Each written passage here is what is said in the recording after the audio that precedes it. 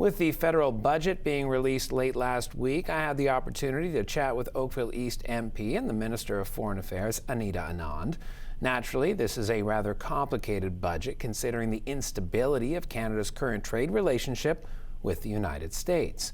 I chatted with Minister Anand about local touch points in the budget, including the status of the auto sector, considering the Ford plant is in Oakville, but started the conversation asking what aspects of this budget showcase that Canada is prepared for continued instability from our neighbours to the south.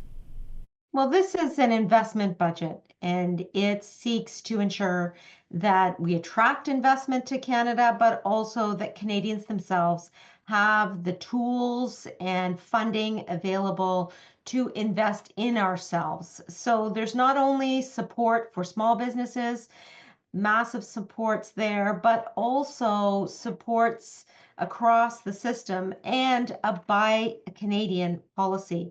That means in federal procurements, that means in federal contracting, there will be by default a move to ensure that Canadian businesses, Canadian raw materials are being sourced.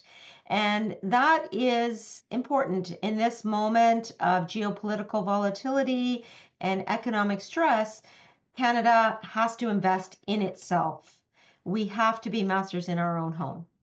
Well, we're also looking for foreign trade partners. You are the Minister of Foreign Affairs. I'm curious though, what do other countries want from Canada that maybe is not out there as of yet? Like, what can Canada become a powerhouse in internationally to drive our economy? Well, everywhere I travel, my counterparts in different countries say that they want more Canada. People see Canada as an economic powerhouse. We're hosting the G7 foreign ministers this week, in fact. And the view is that we're very, very rich in natural resources, in critical minerals, in energy, as well as in the AI space, in innovation and technological development. We also have a niche in manufacturing. And so what we have across the board is what all countries want: a well-rounded economy, a very innovative population, and a government that supports Canadians at every step of the way. Well, we're in Oakville. We're, of course, the local broadcaster. We've got to talk about the Ford plant. We've got to talk about automotive. I mean, it's a huge part of the local economy, but how does this budget help keep that plant open, that plant thriving, and probably most importantly here, keep many of your constituents employed? Well, in advance of the budget, I'm sure you know that we have been supporting not only the industry, but also the workers across the board. And we've done this with various types of supports, from reskilling and retooling the workforce to a $5 billion strategic investment fund, which is meant to ensure that the industry is able to be sustained over the long term. It is our view that the Canadian automotive industry is second to none.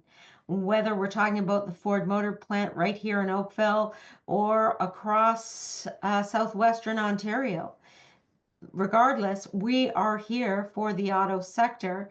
And I'll just say that we did put on the table remission strategy for the auto sector. And when I was industry minister, I was very grateful to have numerous conversations with Ford Motor Company and express my appreciation to them for the work that they do, not just in Ontario, but right here in Oakville, in terms of many, many employees whom I met on the campaign trail. A lot of what we talk about when we talk budgets is big business, big industry, but I'm curious from your perspective here, what element of this budget will make an impact right away? Is there an aspect that residents of Oakville and Halton are going to feel and going to see at a local level right now? We are looking to unleash $1 trillion of investment over 5 years. That's going to be in terms of infrastructure projects, and those will be felt locally. We also are investing in critical minerals, in roads, in bridges, and we are looking to build 10 nation building projects through a major projects office, which is being run out of Calgary. But that in and of itself is going to entail $150 billion of capital investment.